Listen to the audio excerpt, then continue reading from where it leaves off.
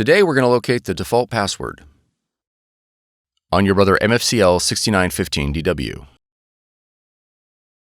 Your machine's default password is required in order to update the firmware or to access some advanced features.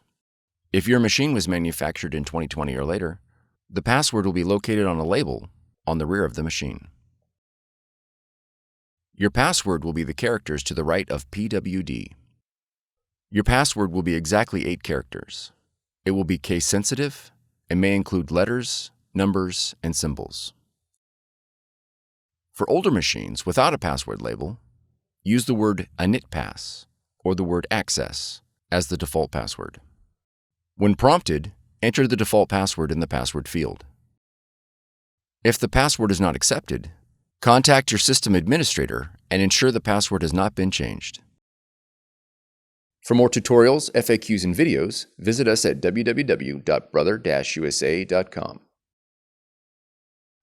If you found this video helpful, be sure to subscribe. Thank you for choosing Brother.